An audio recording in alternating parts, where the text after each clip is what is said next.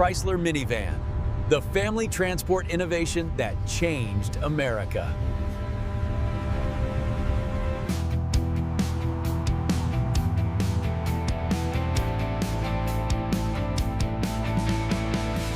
Cast your mind back to the early 1980s. What do you see on the roads? Boxy sedans, right? Maybe a wood-paneled station wagon that smells faintly of vinyl and last summer's beach trip.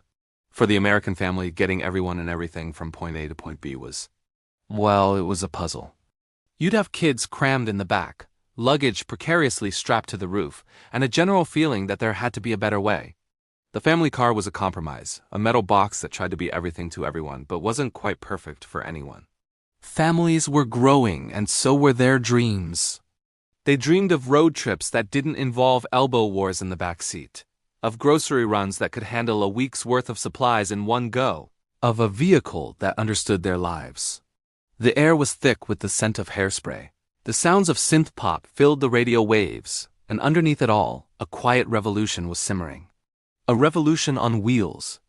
Nobody knew it yet, but the very idea of family travel was about to be turned on its head, not with a roar, but with the gentle, unassuming slide of a door. This is the story of how that happened. It's the story of the minivan. Now, before you click away thinking, minivans, really? Hang on. Because this isn't just about a type of car. This is about a cultural shift. It's about innovation, underdog triumphs, and how one clever idea can completely reshape the daily lives of millions. To understand the minivan's meteoric rise, we first have to understand the world it was born into. The automotive landscape of the late 70s and early 80s was a very different place. The reigning king of family hauling was the full-size station wagon. These things were land yachts long, low, and often powered by thirsty V8 engines. They had a certain nostalgic charm, sure, but they were also cumbersome to drive and park. Fuel economy? Let's just say the 1970s oil crises had made people a little nervous about that. On the other end of the spectrum were full-size vans, the kind you DC used by tradesmen or maybe some adventurous types who converted them into custom shaggin' wagons. While they had tons of space, they were essentially trucks. They drove like trucks, they guzzled gas like trucks. And for many families, they were just too big and intimidating for daily suburban life. There was a massive gap in the market, a need that wasn't being met. Families wanted the space of a van, but the comfort, drivability, and fuel efficiency of a car. They wanted something that could handle the school run on Monday, the soccer practice on Wednesday, and the cross-country trip to Grandma's house in July. They were dreaming of a vehicle that could do it all, a true family workhorse. The big automakers in Detroit? They were busy building more of the same, tinkering with their existing sedans and wagons, seemingly oblivious to this growing, unspoken demand. But a couple of visionaries, working away from the mainstream spotlight, saw this gap clearly. They weren't just thinking about building another car. They were thinking about building a better tool for families. They envisioned a vehicle with a low, flat floor for easy entry, front-wheel drive for better handling and interior space, and a boxy shape that maximized every cubic inch. They imagined a sliding door that would make loading kids in a tight parking spot a breeze, a feature that would soon become iconic. This wasn't just a new model. It was a whole new category of vehicle. This idea, which we now know as the minivan, didn't come from a flashy design studio brainstorming session. It came from practical thinking and a deep understanding of what families actually needed. It was a people-first approach to car design. The concept was so simple, so logical, that in retrospect, it seems completely obvious. But at the time, it was radical. It challenged the long-held belief that a family vehicle had to be either a modified car or a downsized truck. This was something entirely different. The seeds were planted for a vehicle that would prioritize function over form, practicality over prestige. It was designed from the inside out, starting with the people who would use it every day. This quiet, unassuming concept, initially rejected by some of the biggest names in the industry, was about to roll out of the factory and into the driveways of suburban America. It was poised to become more than just a car. It would become a symbol of a generation, a rolling headquarters for family life, and the unsung hero of countless childhood memories. The stage was set. The families were waiting, even if they didn't know what they were waiting for. The old guard of the auto industry was asleep at the wheel. And in the industrial heartland of America, the final touches were being put on a machine that would launch a quiet revolution.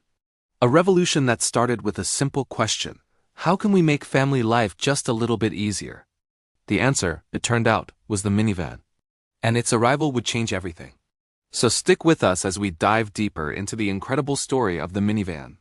In our next chapter, we'll meet the brilliant minds who fought to bring this idea to life and witness the dramatic birth of the first true minivans that took America by storm. You won't want to miss it. Before we dive into the revolutionary arrival of the minivan, let's take a road trip back in time. Let's set the scene for the automotive world of the 1950s, 60s, and 70s. What were families driving before the van? The undisputed king of the family road was the station wagon. Picture this. It's a sunny Saturday in 1965. The car in the driveway isn't an SUV or a crossover. It's a long, low, magnificent beast, probably adorned with wood grain paneling on the sides. The Ford Country Squire, the Chevrolet Kingswood, the Chrysler Town & Country, these were the chariots of the American family. They were symbols of suburban prosperity, promising adventure and enough room for the whole family. Or so they claimed. There was an undeniable charm to these cars. They were essentially stretched-out sedans, sharing the same stylish fins, chrome accents, and sweeping body lines of their four-door counterparts. They looked cool.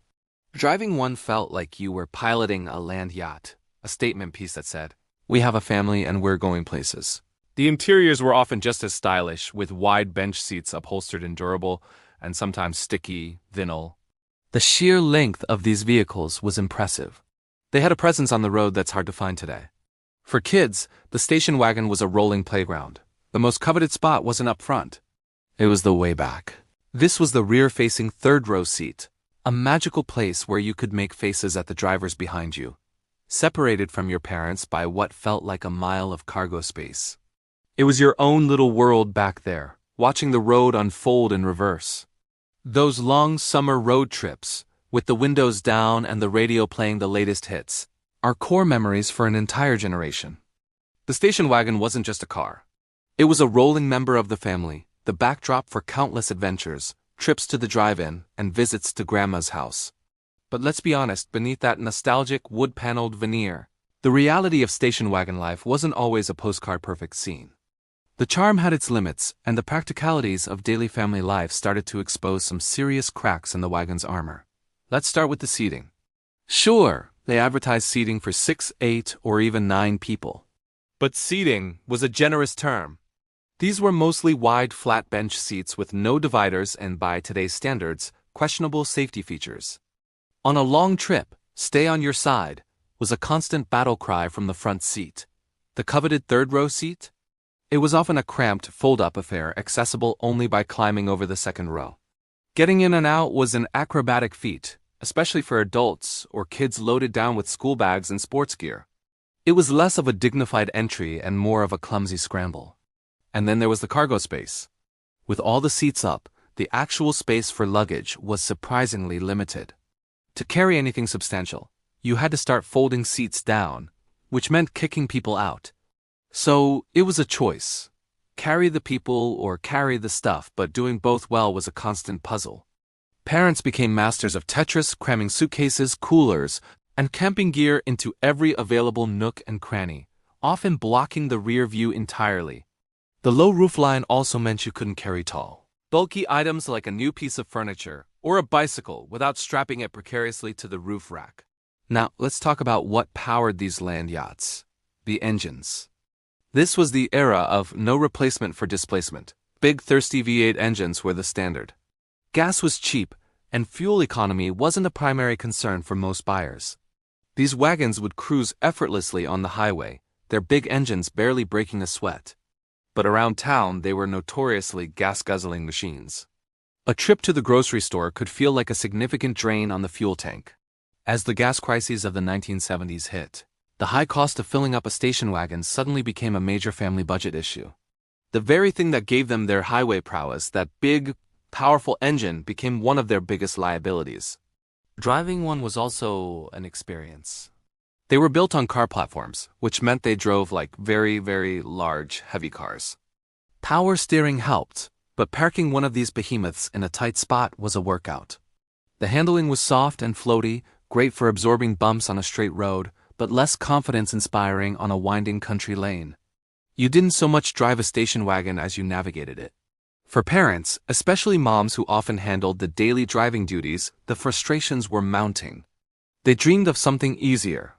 Something that didn't require them to be a contortionist, just to buckle a child into the back. Something where the kids could get in and out without dinging the doors of adjacent cars. They wished for a vehicle where you could fit the kids, their friends, asterisk and asterisk all their gear for soccer practice without a strategic packing diagram. They wanted a car that was more practical than a sedan but less cumbersome and truck-like than a full-size passenger van, which at the time were mostly Spartan commercial vehicles. The world was changing. Families were active, schedules were packed, and parents were craving a tool that could simplify their increasingly complex lives. The station wagon, for all its nostalgic charm and mid-century style, was a product of a different time. It was an adaptation of an existing idea that set and stretched to its absolute limit, but it wasn't a ground-up solution for the modern family. The stage was set. There was a clear and growing gap in the market. A silent wish was echoing through suburbs across the country. There has to be a better way. Parents were ready for a revolution. They just didn't know what it would look like yet. The automotive landscape was ripe for disruption. And just over the horizon, a team of forward-thinking engineers was about to answer that call with an idea so simple, yet so brilliant, it would change the face of family transportation forever. Let's rewind the clock to the late 1970s. The world was a different place. Bell-bottoms were in, disco was king, and the automotive landscape was dominated by massive gas-guzzling station wagons and tiny, often cramped compact cars. American families were caught in the middle. They needed space for kids, groceries, and the occasional road trip. But they also wanted something that was easier to drive and more fuel-efficient than the land yachts of yesteryear. The big family car was becoming a dinosaur, and the small car just wasn't cutting it. There was a huge, gaping hole in the market, a need that no one seemed to be addressing. But behind the scenes, at the heart of the American auto industry, a quiet revolution was brewing.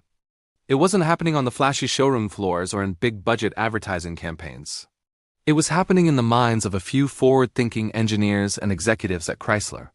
These weren't just car guys. They were visionaries who saw beyond the current trends. They saw the American family, and they understood their predicament. The story really begins with a man named Hal Sperlich.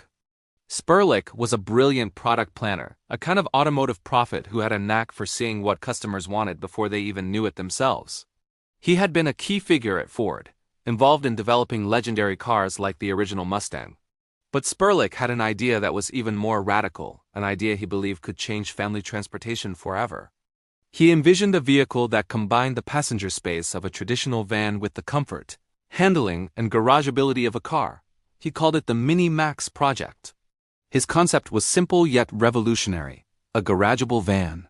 It would have a low, flat floor for easy entry and exit, front-wheel drive to maximize interior space by eliminating the bulky transmission hump, and a size that was, as Goldilocks would say, just right, not too big, not too small. It would be tall enough to sit upright in, but short enough to fit in as standard. American garage, a crucial detail many van designs of the era overlooked. Sperlich pitched his idea relentlessly at Ford, but the top brass, including Henry Ford too, just didn't get it. They were focused on traditional cars and trucks, and the idea of a van wagon seemed too risky, too unconventional. Frustrated but undeterred, Sperlich eventually left Ford and, in 1977, landed at Chrysler. And who was the new chairman of Chrysler? None other than the legendary Lee Iacocca, the very same executive who had championed the Mustang alongside Sperlich at Ford. Iacocca was another larger-than-life figure in the auto world. He was a master salesman, a shrewd businessman, and a leader who understood the power of a great idea. When Sperlich arrived at Chrysler, he brought his Mini-Max concept with him. This time the pitch found a receptive audience. Chrysler, at that point, was in deep financial trouble, teetering on the brink of bankruptcy. They were desperate for a hit, a game-changing product that could pull them back from the edge. Iacocca, known for his gut instincts, saw the genius in Sperlich's idea. He recognized the same spark of innovation that had made the Mustang a cultural phenomenon. He saw a vehicle that didn't just meet a need but created an entirely new category. It was a car for the modern family, a solution to a problem millions of people were facing every day. So, Iacocca gave Sperlich and his team the green light. In the design studios and engineering bays of a struggling Chrysler, the T115 project, as it was internally codenamed, was officially born. This wasn't just another car project, it was a lifeline. It was Chrysler's Hail Mary pass, a bet the company gamble on a radically new concept. The design team got to work, sketching, sculpting clay models, and building prototypes. Their mission was clear: create a vehicle that looked and felt like a car but had the utility of a van. They focused obsessively on the garageability factor, measuring and remeasuring to ensure it would fit into the tight spaces of suburban life. They engineered a sliding side door, a feature that would become an iconic part of the design. Imagine trying to open a long, swinging car door in a crowded parking lot with a child in one arm and groceries in the other. A sliding door was a simple, elegant solution to a universal problem for parents. They also prioritized the driving experience. Unlike the truck-based vans of the time, which were clumsy and rough-riding, this new vehicle would be built on a car platform. This meant it would handle corners with confidence, accelerate smoothly, and provide a comfortable, quiet ride. It would be a van that mom or dad wouldn't dread driving. It would be nimble enough for school runs and grocery trips, yet spacious enough for family vacations. The interior was a blank canvas for innovation. The team designed removable seats that could be configured in dozens of different ways. Need to haul a soccer team? Keep the seats in. Need to bring home a sheet of plywood from the hardware store? Take the seats out, and you have a cavernous cargo hold. This versatility was unheard of at the time. It was a vehicle that could transform from a people hauler to a cargo hauler in minutes. They even added thoughtful touches like cup holders, a novelty back then, and plenty of storage compartments for all the odds and ends of family life. As the concept took shape, it became clear that Sperlich and Iacocca weren't just designing a car. They were designing a tool for family life. They were crafting a solution that put the needs of parents and children first. It was a vehicle born not out of market research data alone, but out of a genuine understanding of how American families lived.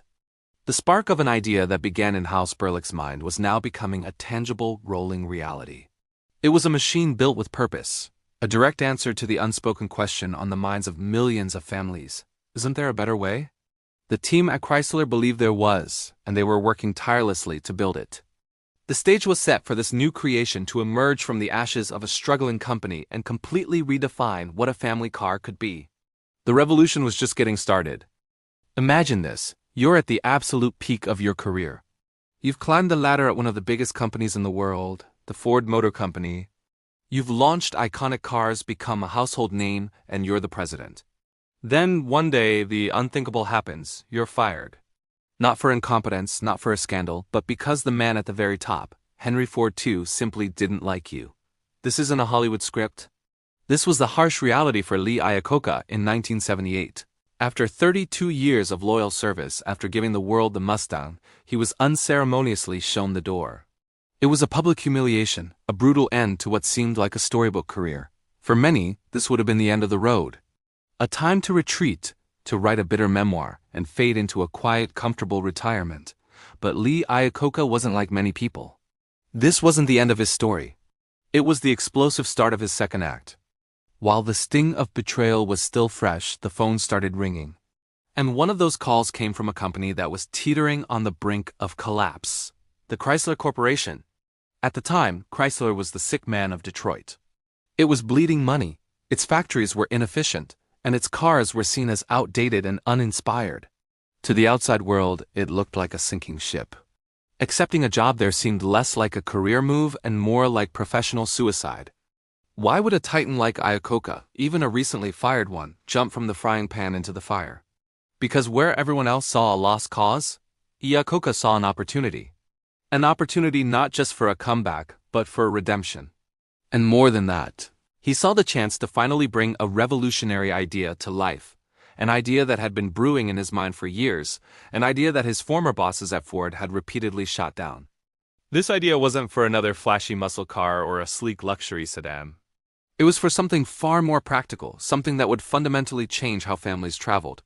Iacocca called it the garage-able van. His vision was simple yet brilliant. A vehicle with the interior space of a traditional van, but compact enough to fit into a standard American garage. It would be easy to drive, fuel-efficient, and have a low floor, making it simple for kids and grandparents alike to get in and out. It was a car designed for real life, for soccer practice, grocery runs, and cross-country road trips. Back at Ford, when he and his team had pitched this concept, they were met with skepticism.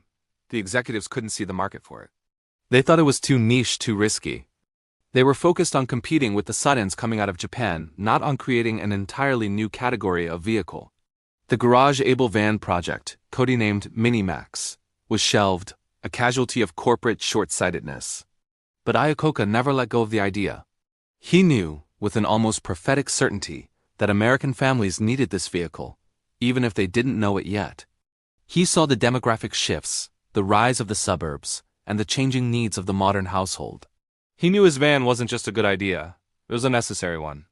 Now, at Chrysler, he was in the driver's seat again. The company was desperate, and desperation breeds a willingness to take risks. The old guard and the rigid corporate structure that had stifled him at Ford were gone. Here, he wasn't just an executive. He was a savior. He had the leverage to demand a free hand, to assemble his own team, and to pursue the projects he believed in. So one of the first things he did was dust off his old dream. He gathered the engineers and designers at Chrysler, many of whom were demoralized and uncertain about their future, and he painted them a picture. He described his vision for a front-wheel drive van, a magic wagon that would redefine the family car. He wasn't just proposing a new model. He was offering them a mission, a chance to build something that would not only save their company, but change the entire automotive landscape. This was Iacocca at his best, a master salesman, not just of cars, but of ideas and of hope. He brought with him a group of loyal executives he trusted, guys who had worked with him at Ford and had also been pushed out. They were his gang of Ford, and together, they formed a powerful, motivated core within Chrysler. They shared his vision, and just as importantly, they shared his hunger for vindication. They weren't just there to collect a paycheck. They were there to prove their old boss, Henry Ford II, wrong. The project was officially reborn. At Chrysler, it was given a new name, the T115 project. But to Iacocca and his team, it was always the minivan. It was the physical embodiment of his second chance. Every design sketch, every clay model, every engineering decision was infused with a sense of urgency and purpose. They were in a race against time. Chrysler was hemorrhaging cash, and the company's survival depended on getting a hit product to market, and fast. But before they could even think about production, Iacocca had to perform a miracle. He had to convince the United States government to do something unprecedented, to bail out a private corporation. This led to his famous and at times contentious appearances before Congress. He put his own reputation on the line, becoming the public face of Chrysler's plea for help. He argued, cajoled, and persuaded. He made the case that saving Chrysler wasn't just about saving one company. It was about saving hundreds of thousands of American jobs and preventing a catastrophic blow to the nation's industrial base. His impassioned performance worked. In 1979, Congress approved a massive $1.5 billion loan guarantee package for Chrysler. It was a lifeline, but it came with immense pressure. Now, they had the money, but they had to deliver. The entire country, and indeed the world, was watching. The fate of Chrysler and Lee Iacocca's legacy now rested squarely on the success of two new platforms, the fuel-efficient K-cars and his pet project, the garage-able van. With the funding secured, development of the minivan went into overdrive. Iacocca was involved in every step, famously demanding that the mock-ups be designed so he could comfortably wear his hat while sitting in the driver's seat, a testament to his hands-on, detail-oriented style. He pushed his team relentlessly, but he also inspired them. He made them believe that they weren't just building a car. They were building the future. This chapter of Iacocca's life is a masterclass in leadership and resilience. It has a story of how a moment of profound personal and professional failure can become the catalyst for the greatest success of your life. Fired and humiliated, he refused to be defeated. Instead, he took his biggest, boldest idea, the one his former employers had dismissed, and used it as the cornerstone to rebuild a fallen giant. The stage was set for one of the most remarkable comebacks in business history, all driven by the simple, powerful vision of a van that could fit in a garage. Thanks for watching.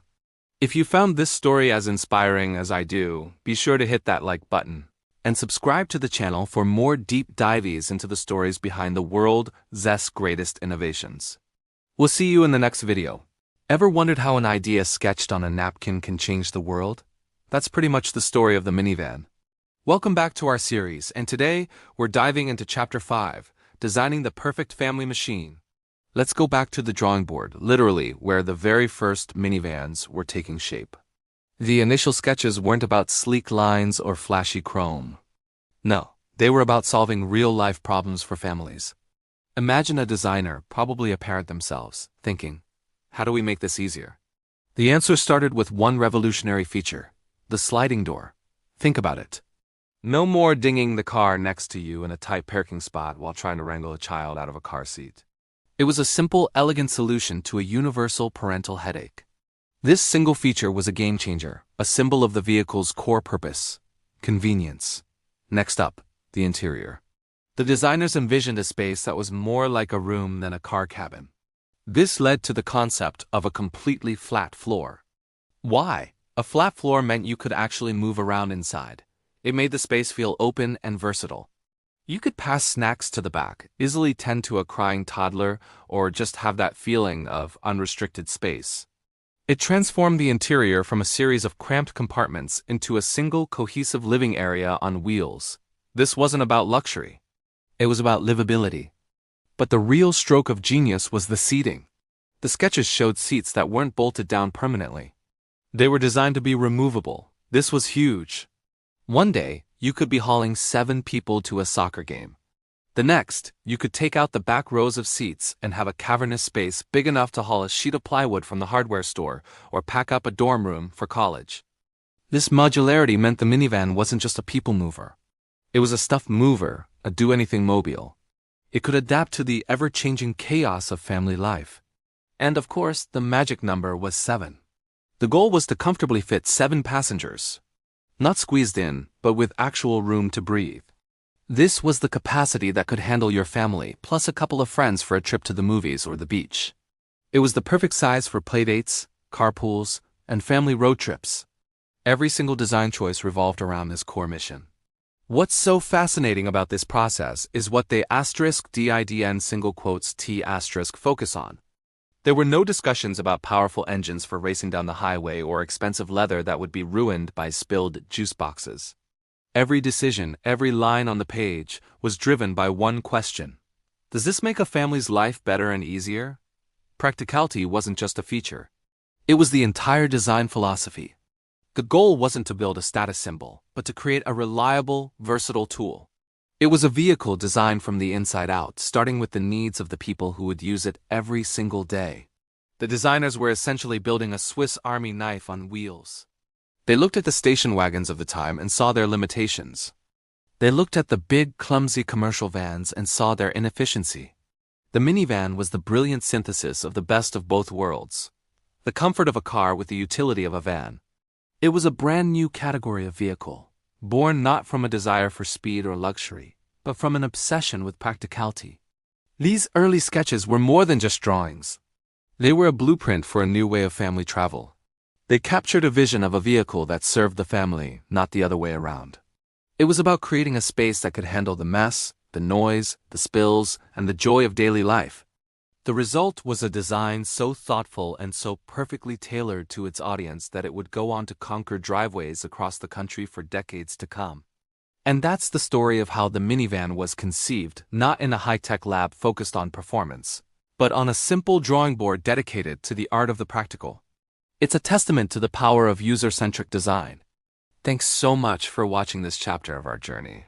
If you enjoyed this look behind the scenes, make sure to hit that like button and subscribe so you don't miss what's coming next. We love hearing from you, so drop a comment below and let us know your favorite minivan memory. Until next time. The year is 1983. In the world of automobiles, sedans, station wagons, and full-size vans rule the road. Families are looking for something that combines the best of all worlds. The comfort of a car, the space of a wagon, and the utility of a van, but without the truck-like handling and garage-busting size. Unbeknownst to the public, a revolution is quietly brewing inside Chrysler, a company still recovering from its near-death experience just a few years earlier. This revolution didn't arrive with a thunderous roar, but with a humble, boxy, and incredibly practical vehicle. In the fall of 1983, the very first Chrysler minivans, the Dodge Caravan and the Plymouth Voyager, rolled off the assembly line in Windsor, Ontario, these weren't just new models. They were the birth of an entirely new automotive segment. A segment that would redefine the family car for decades to come. When these sibling models first appeared in showrooms, they were a curious sight. They were shorter than a full-size station wagon, yet offered more interior volume. They were lower to the ground than a traditional van, making it easy for kids and adults to step in and out. Most importantly, they drove like a car. They were built on a modified version of Chrysler's K-Car platform, the same one that underpinned affordable and fuel-efficient cars like the Dodge Aries and Plymouth Reliant. This meant they had front-wheel drive, a comfortable ride, and handling that was familiar and unintimidating to anyone who had ever driven a regular sedan. The genius was in the packaging. Chrysler called it the garageable van. It could fit in a standard American garage, something a big Ford or Chevy van couldn't do. Inside, it was a cavern of possibilities.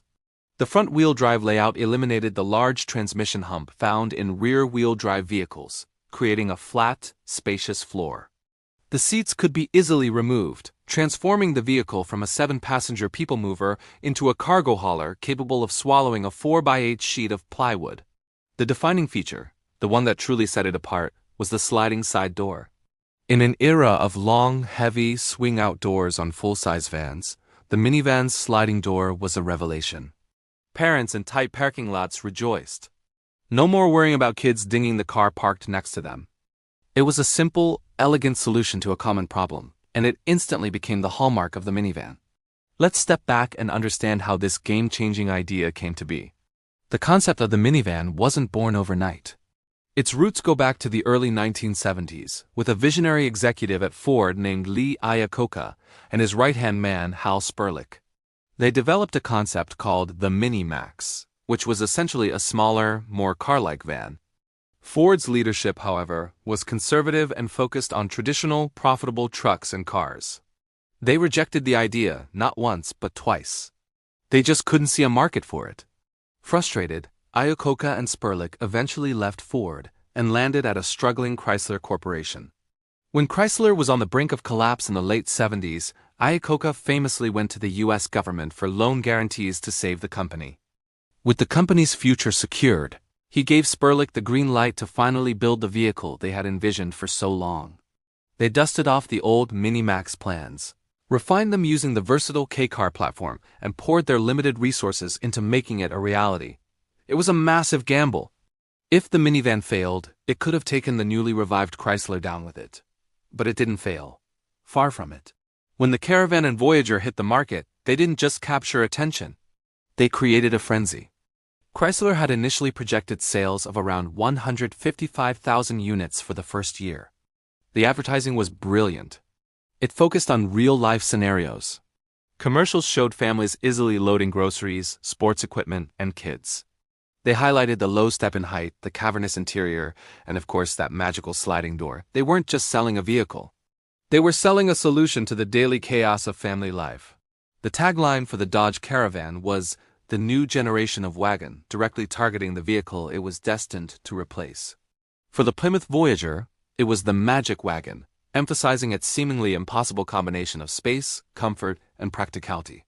What made the first-generation minivans so appealing was their simplicity and honesty. The interior was straightforward, with durable fabrics and plastics designed to withstand the rigors of family use. The dashboard was car-like and intuitive. Under the hood, the initial engine choice was a modest 2.2-liter four-cylinder, delivering just under 100 horsepower. It wasn't fast, but it was reliable and fuel-efficient, which was a huge selling point in the wake of the 70s oil crises. A slightly more powerful 2.6-liter engine from Mitsubishi was also available as an option. The two models, the Caravan and the Voyager, were nearly identical, a classic example of badge engineering. The primary differences were in the grille design, taillights, and interior trim options. Dodge was positioned as the slightly sportier, more performance-oriented brand, while Plymouth was aimed at the more traditional family buyer. This strategy allowed Chrysler to capture a wider audience through its two distinct dealership networks. The success was immediate and overwhelming. Competitors were caught completely flat-footed. GM and Ford had nothing like it. Their initial response was to rebadge and modify their existing rear-wheel drive commercial vans, like the Chevrolet Astro and Ford Aerostar. But these were heavier, less fuel-efficient, and still felt more like trucks to drive. They lacked the car-like comfort and front-wheel drive refinement that made the Chrysler Minivan so special. It would take them years to develop their own true front-wheel drive minivans, giving Chrysler an incredible head start. The Dodge Caravan and Plymouth Voyager didn't just create a new market, they became a cultural phenomenon. They became synonymous with suburban family life in the 1980s and 90s. They were the official vehicles of soccer practice, Cub Scout meetings, and family road trips. The term minivan mom entered the popular lexicon. For an entire generation, the Chrysler Minivan wasn't just a car. It was a member of the family, a reliable partner in the adventure of raising children. Looking back, the birth of the Caravan and Voyager is a testament to perseverance and vision. It's a story of a rejected idea finding a new home and saving a company. It's proof that sometimes the most revolutionary innovations aren't the fastest or the flashiest, but the ones that best understand and solve the everyday needs of people. The first Chrysler minivans weren't just metal, glass, and plastic. They were a brilliantly designed tool that made family life just a little bit easier. And in doing so, they quietly drove their way into automotive history, forever changing the landscape of the American road. This incredible success story laid the foundation for decades of minivan evolution. Chrysler would continue to innovate, adding features like all-wheel drive, more powerful V6 engines, dual sliding doors, and the ingenious stow-and-go seating that folded flat into the floor. But it all started here, in 1983. With two unassuming boxes on wheels that nobody knew they needed, until suddenly everybody did. The Dodge Caravan and Plymouth Voyager weren't just the right vehicles at the right time. They were the vehicles that defined the time. Thank you so much for joining us on this journey back to the birth of the minivan. It's a fascinating chapter in automotive history that truly changed everything. If you enjoyed this story, please give this video a thumbs up and don't forget to subscribe to our channel and hit that notification bell. We have many more stories like this to share with you. Let us know in the comments what your first memories of the minivan are. We'd love to hear them. Until next time, drive safe. Hey everyone, and welcome back to our journey through automotive history. Today, in Chapter 7, we're talking about the moment a new type of vehicle didn't just sell. It captured hearts. This is the story of how families fell in love with the minivan. Imagine it's the mid-1980s. The family car is likely a station wagon or a sedan. Getting kids, groceries, and the family dog in is a daily puzzle. Then something new appears on the block. It's taller, has a sliding door, and its interior looks cavernous. This was the minivan, and for early adopters, it was a revelation. We found incredible stories from those first few years. Take the Johnsons from Ohio. They had 3 kids under 10. Their old station wagon was a constant battleground of flailing limbs and dropped toys. When they brought home one of the first Dodge Caravans, Mrs. Johnson said it felt like their house had grown an extra room. The sliding door was the real game changer. No more worrying about the kids dinging the car next to them in a tight parking spot. She could open it wide, and the kids could scramble in and out with ease. Then there was the Miller family, who loved to camp. They'd spent years trying to strap everything to the roof of their sedan, praying it wouldn't rain. Their new Plymouth Voyager changed everything. Suddenly, the cooler, the tent, the sleeping bags, and all the luggage fit inside, with room to spare for the kids to stretch out. Mr. Miller told us their first trip in the minivan was the quietest car ride they ever had. The kids weren't crammed together. They had their own space. It was peaceful. These weren't just isolated incidents. All across the country, families were discovering this newfound freedom. The sheer amount of space was one thing, but it was the thoughtful design that truly won them over. Low floors made it easy for little legs to climb in. Removable seats meant you could go from a 7-seater school bus to a cargo van in minutes. One weekend, you're hauling the entire soccer team to a game. The next, you're bringing home a new washing machine from the store. The minivan was incredibly versatile. It was the ultimate yes vehicle. Can we bring a friend? Yes.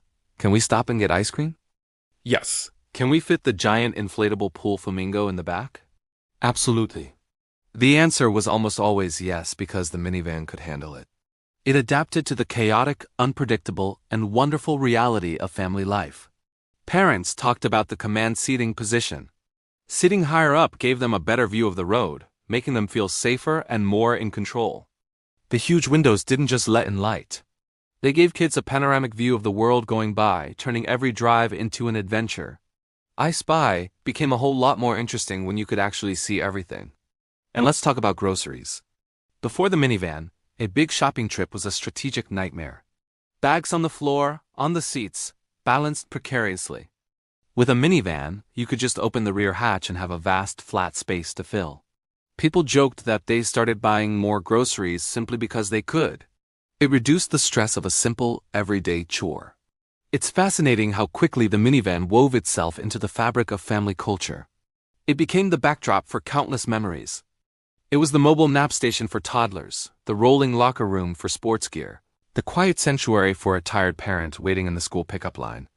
It was the vehicle you took on that legendary cross-country road trip, the one filled with sing-alongs, sibling squabbles, and unforgettable sights. The minivan wasn't just a tool. It started to feel like part of the family. People gave them names like the Blue Bomber or the Magic Bus. It was more than a machine of metal and plastic. It was a witness to life's biggest and smallest moments. It saw first days of school, tearful goodbyes as kids left for college, and joyous reunions during the holidays. It held the echoes of laughter, the stains from spilled juice boxes, and the faint smell of French fries from 1,000 happy meals. For these early adopters, the minivan wasn't just a smarter way to get around. It was a vehicle that understood them.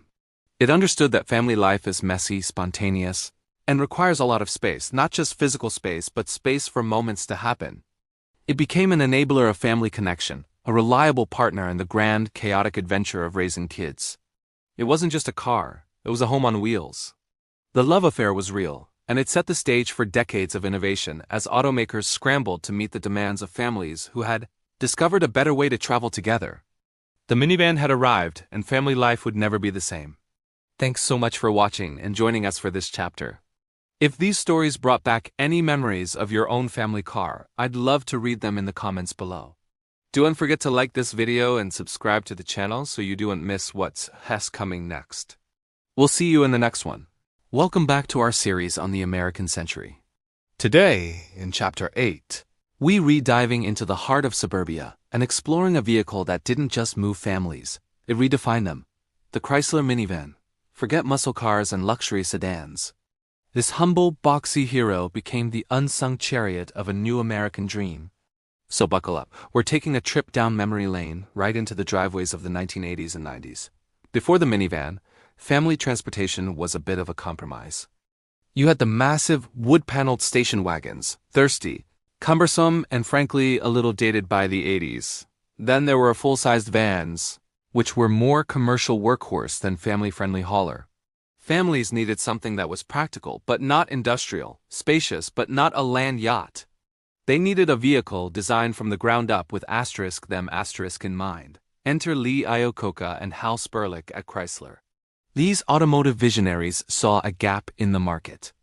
They envisioned a vehicle with a car-like ride, a low, flat floor for easy entry, and a cavernous, configurable interior. It was a revolutionary concept. Take the utility of a van and package it with the comfort and drivability of a car. In 1983, the Dodge Caravan and Plymouth Voyager rolled off the assembly line. And honestly, the American suburbs would never be the same again. The timing was perfect. The suburbs were booming, families were growing, and life was becoming increasingly scheduled. The minivan was the perfect tool for this new reality. Suddenly, the logistics of a busy family life became manageable. Think about it. The sliding door was a genius move. No more dinging the car next to you in a crowded parking lot at the grocery store. Kids could pile in and out with ease, a crucial feature for the morning carpool line. And oh, the carpool. Before the minivan, cramming half the neighborhood kids into a sedan for the school run was a chaotic, squished affair. The minivan, with its multiple rows of seating, turned this daily ritual into an organized, almost civilized operation. You could fit Timmy from down the street, Sarah from around the corner, and still have room for backpacks, lunch boxes, and that science project that was finished at the last minute. The minivan wasn't just a car. It was a mobile command center for the suburban parent. Then there were the weekends. This is where the minivan truly shined. Those removable seats were a game changer. On Saturday morning, you could haul the entire soccer team, complete with coolers and orange slices, to the field. By Saturday afternoon, You could take out the back seats and have a cavernous space to haul home lumber from the hardware store for that new deck you were building. The versatility was unparalleled. It adapted to the family's needs, whatever they were. Let's talk about soccer. The rise of organized youth sports in the suburbs coincided perfectly with the minivan's reign.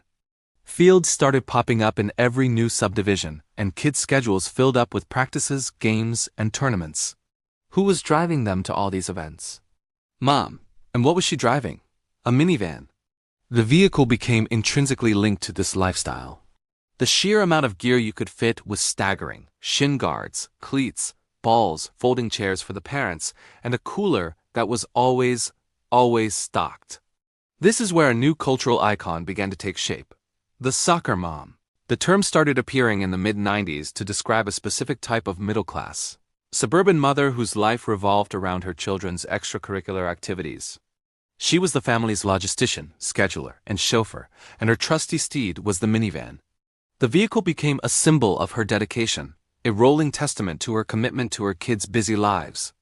While sometimes used pejoratively, the soccer mom was, in reality, the CEO of the household, and the minivan was her corner office on wheels. And what about the family road trip? The station wagon had its moment, but the minivan perfected the art of the long-haul journey. With more space, cup holders galore, and a smoother ride, family vacations became less of an ordeal. The kids weren't crammed on top of each other. There was room for luggage, pillows, and all the snacks you could possibly imagine. The high seating position gave everyone a great view of the passing landscape, turning the journey itself into part of the adventure. The minivan made America more accessible to the average family, connecting the cul-de-sacs of suburbia to the national parks, theme parks, and roadside attractions across the country. The interior of the minivan was a world unto itself. It was a mobile playroom, a dining room, and sometimes a quiet place for a nap. Spills were inevitable, lost crayons were a given, and the faint, unmistakable scent of goldfish crackers was practically a factory standard. It was a lived-in space, a backdrop for countless family memories. Arguments were had, songs were sung off-key, and important life lessons were learned, all within its fabric-lined walls. For a generation of kids, the world seen from the back of a minivan, whether through the main windows or the cool pop-out vents in the rear, was the world they grew up in. Of course, the minivan wasn't seen as cool. It was the antithesis of the sleek sports car. It was derided as a boring practical mom-mobile, but that was precisely its strength. It didn't pretend to be anything it wasn't. It was a tool designed to do a job, and it did that job brilliantly. It prioritized function over form, people over prestige. For millions of families, that trade-off was more than worth it.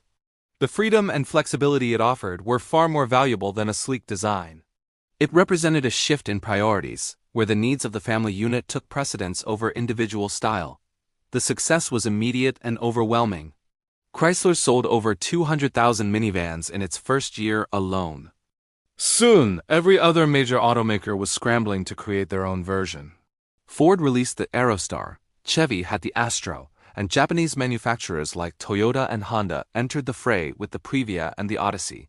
The minivan segment exploded, and for the better part of 2 decades, it was the undisputed king of family transportation. The minivan didn't just change how families got around. It reflected a deeper change in American society. It was the physical embodiment of a child-centric culture that blossomed in the late 20th century. Life became more structured, more scheduled, and more focused on providing children with every possible opportunity.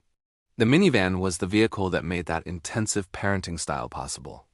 It was a quiet, unassuming revolutionary, parked in the driveway, that fundamentally reshaped the landscape and rhythm of American suburban life. Today, the SUV has largely taken the minivan's crown as the go-to family vehicle. But the legacy of the original Chrysler minivan endures. It set the template for the modern family hauler: front-wheel drive, a unibody frame, and a flexible, spacious interior. It taught the auto industry that families were a market worth designing for specifically. And it gave us the soccer mom, a cultural touchstone that, for better or worse, perfectly captured an era. It was more than just a car. It was a cultural phenomenon, a workhorse and a memory maker, all rolled into one practical sliding door package. Thank you so much for joining me on this drive through suburban history. It's amazing how a single invention can have such a ripple effect on our culture. What are your family's memories of the classic minivan? Let me know in the comments below. And if you enjoyed this video, please give it a thumbs up and consider subscribing for more chapters in our journey through modern history. We'll see you in the next one. Welcome back to our series. Today, we're diving deep into the brilliant engineering that made the minivan an icon. This isn't just about a bigger car. It's about a complete rethinking of what a family vehicle could be. Let's get into Chapter 9, Engineering Ingenuity. Before the minivan, if you needed to haul a family, your choices were pretty limited. You had the big, truck-based station wagons, which were thirsty for fuel and handled like, well, trucks. Or you had commercial vans, which were basically empty metal boxes on wheels, not exactly comfortable for a family road trip.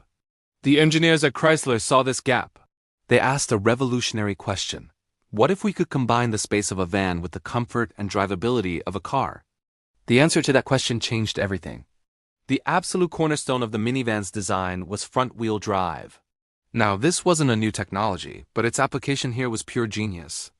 By placing the engine and transmission at the front and powering the front wheels, they eliminated the need for a long drive shaft running to the back. This meant no more giant transmission tunnel cutting through the middle of the cabin. Suddenly, you had a completely flat floor. This single decision unlocked a cavern of interior space that was previously unimaginable in a vehicle of this size. It was a game-changer, creating that open, airy feel that minivans became famous for. You could literally walk from the front seats to the back. But the benefits didn't stop there. This front-wheel drive layout, combined with what's called a unibody construction, where the body and frame are one single piece, just like a regular car, gave the minivan another huge advantage: car-like handling. For the first time, a parent driving a 7-passenger vehicle didn't feel like they were piloting a bus. It was nimble, easy to park, and smooth on the highway. It drove like the K-cars it was based on, which was a familiar and comfortable experience for millions of drivers. This was a radical departure from the lumbering, body-on-frame station wagons of the era. And let's talk about getting in and out. The low, flat floor made it incredibly easy. You didn't have to climb up into it like a truck or a full-sized van. For parents juggling groceries and small children, or for older passengers, this was a massive quality-of-life improvement. And then there was the masterstroke, the sliding side door. No more worrying about the kids dinging the car next to you in a tight parking spot. It was a simple, elegant solution to a universal problem, and it quickly became the minivan's signature feature. It's a design so perfect that it's still standard on every minivan made today. The engineering brilliance was also under the hood. The minivan was relatively lightweight for its size, thanks to that unibody construction. When paired with Chrysler's efficient 4-cylinder engines, it achieved fuel economy that was simply unheard of for a vehicle that could carry so much. In an era still recovering from the oil crises of the 1970s, this was a major selling point. You could have all this space and versatility without taking a massive hit at the gas pump. It was the best of both worlds. But what truly made the minivan a masterpiece was how it blended this functional engineering with genuine comfort. The interior wasn't an afterthought, it was central to the design. The seats were comfortable, the dashboard was intuitive and car-like, and amenities like cup holders, which we take for granted now, were thoughtfully integrated. They understood that this vehicle would be a mobile living room for families. It needed to be a pleasant place to spend time, whether on a quick trip to the grocery store or a cross-country vacation. They created a vehicle that served the needs of the driver and the passengers equally. Think about the modularity. Those rear seats could be folded or, in the early models, completely removed. This transformed the minivan from a people hauler into a cargo hauler in minutes. You could take the kids to a soccer game on Saturday morning and pick up a sheet of plywood from the hardware store in the afternoon. This unparalleled versatility is what cemented its place in the American driveway. It wasn't just a car. It was a tool for modern family life. So, when you look at the original Dodge Caravan and Plymouth Voyager, you're not just looking at an old vehicle. You're looking at a landmark in automotive engineering. It was a brilliant synthesis of existing technologies: front-wheel drive, unibody construction applied in a completely new way to solve a real-world problem. It was the perfect storm of practicality, efficiency, and comfort. Chrysler didn't just build a new type of car. They created a whole new category and, in doing so, engineered a legend. That's a wrap on the engineering that started it all. It's a fantastic story of innovation and clever design. Thanks so much for watching. If you're enjoying this journey, please hit that like button. And make sure you resubscribe so you don't miss our next chapter. We'll see you in the next video.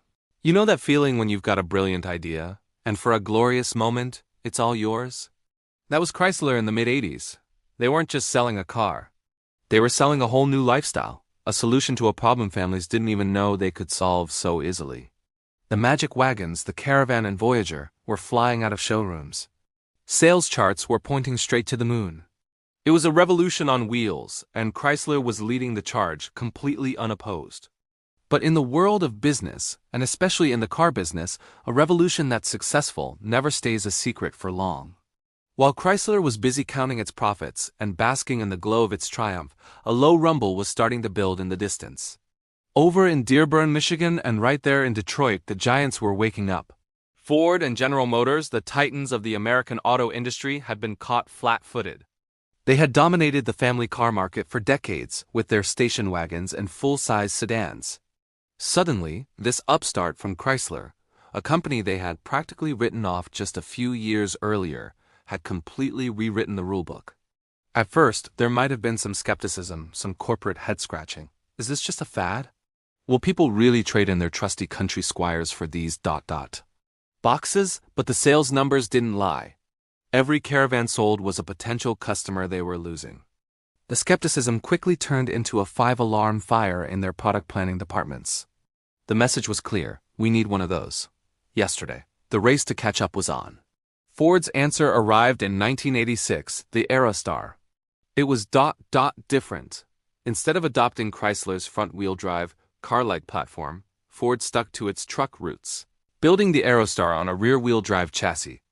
It was tougher, it could tow more, but it didn't quite have the same easy driving, low-floor convenience that made Chrysler's minivan so appealing. It felt more like a small van than a minivan. It sold well, don't get me wrong, because the market was starving for alternatives, but it wasn't the direct hit Ford had hoped for. Over at GM, they took a more futuristic approach. The Chevrolet Astro and GMC Safari, also rear-wheel drive and truck-based, were solid and capable. But their initial offering for a front-wheel drive competitor was the wild, wedge-shaped dustbuster vans, the Chevrolet Lumina APV, Pontiac Transport, and Oldsmobile Silhouette. They looked like they drove straight off a sci-fi movie set, but their long, sloping windshields created a massive dashboard and a strange driving perspective.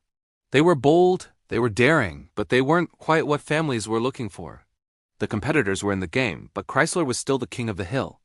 But the real threat wasn't just coming from across town. It was coming from across the Pacific. Toyota and Honda, companies that had built their reputations on reliability, efficiency, and brilliant engineering, were watching this new market segment with intense interest. They saw the potential, but they also saw the missteps of Ford and GM. They weren't just going to rush in. They were going to study, learn, and then they were going to pounce. Toyota was first with the Previa. And if you thought the GM dustbusters were wild, the Previa was from another galaxy. It was a mid-engine rear-wheel drive marvel of packaging. To access the spark plugs, you had to lift the front seat. It was incredibly spacious and handled surprisingly well, earning a cult following for its unique design. But again, it was quirky. It was an engineering statement, not necessarily a mainstream family hauler.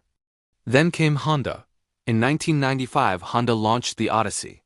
And this was the moment the game truly changed.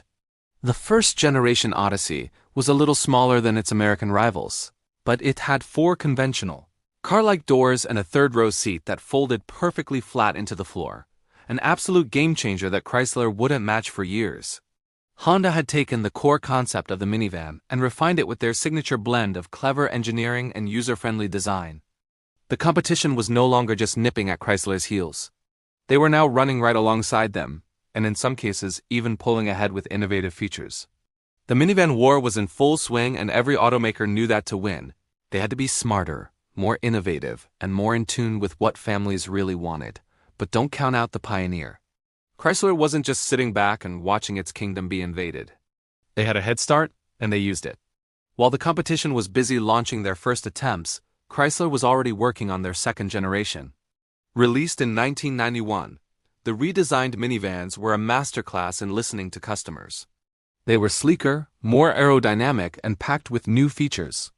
Anti-lock brakes became available, All-wheel drive was an option, and they even introduced the first integrated child safety seats built right into the second-row bench. It was a brilliant move, showing that Chrysler wasn't just the inventor of the minivan. They were its most dedicated custodian. They were paying attention to the little details that made family life easier.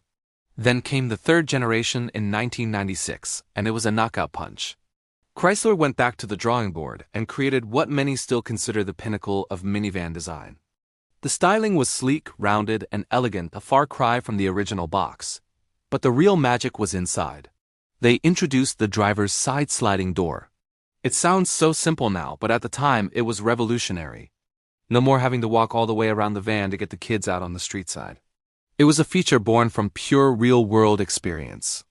They patented it, they owned it, and it forced every other competitor back to their design studios. This generation also brought us the easy-out roller seats, which made removing those heavy benches a much less back-breaking task. Through it all, Chrysler maintained its lead. Generation after generation, they managed to stay one step ahead.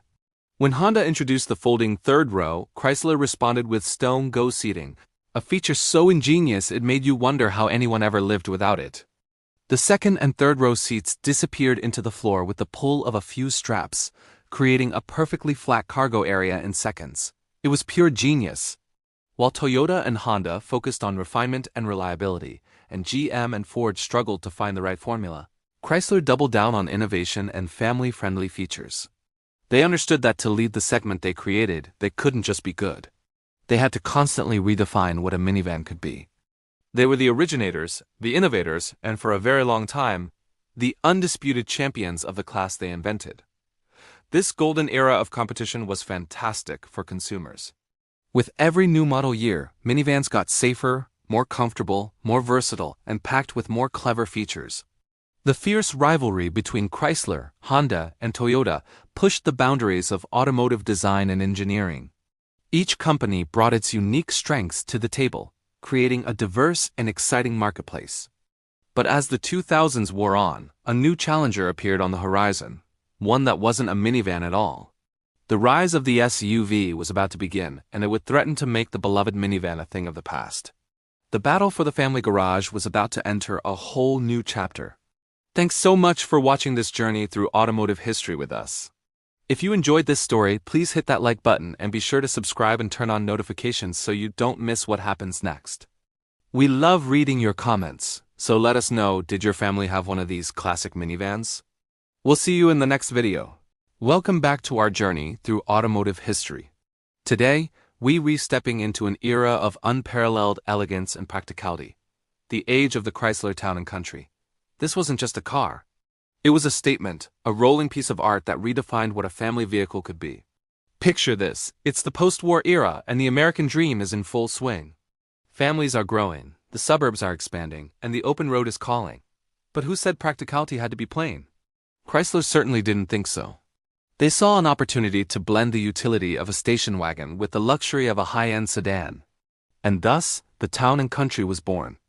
The first Town and Country models that rolled off the line in the 1940s were unlike anything else on the road. They were known as woodies, and for a very good reason. These cars featured genuine wood paneling, not just a sticker, but real, handcrafted white ash framing with rich mahogany inserts. It was a nod to the classic craftsmanship of horse-drawn carriages, a touch of old-world charm in a rapidly modernizing world. This wasn't just a car. It was a piece of fine furniture on wheels. Initially, the Town and Country wasn't even a wagon. The first models were sedans and even convertibles, dripping with style. Imagine cruising down the coast, top down, surrounded by the warmth of real wood and the gleam of chrome. It was the epitome of post-war optimism and sophistication. These cars were expensive, exclusive, and instantly turned heads wherever they went. They were for the discerning buyer who wanted to stand out, who appreciated the finer things in life, but still needed a car that could handle a trip to the country club or a family outing. But it was the station wagon version that truly cemented the Town and Country's legendary status. Chrysler took the functional, boxy shape of a wagon and infused it with luxury. Inside, you weren't met with vinyl and plastic. You were greeted by supple, genuine leather seats that felt more like your favorite armchair. The dashboard was an elegant display of chrome and beautifully detailed gauges. Every touchpoint, from the steering wheel to the door handles, felt substantial and meticulously crafted. It was a vehicle designed not just to transport people, but to pamper them. The town part of the name represented its sophistication, perfect for a night out in the city. The country part spoke to its readiness for a weekend escape. It was this dual personality that made it so appealing. You could be a responsible family person during the week and a stylish adventurer on the weekend, all in the same vehicle. It was a car that didn't force you to choose between luxury and utility. You could have both. As the decades rolled on, the town and country evolved. The real wood panels, which were beautiful but required a lot of maintenance, eventually gave way to simulated wood grain vinyl. While some purists missed the genuine article, this change made the iconic Woody look accessible to more families and much easier to care for.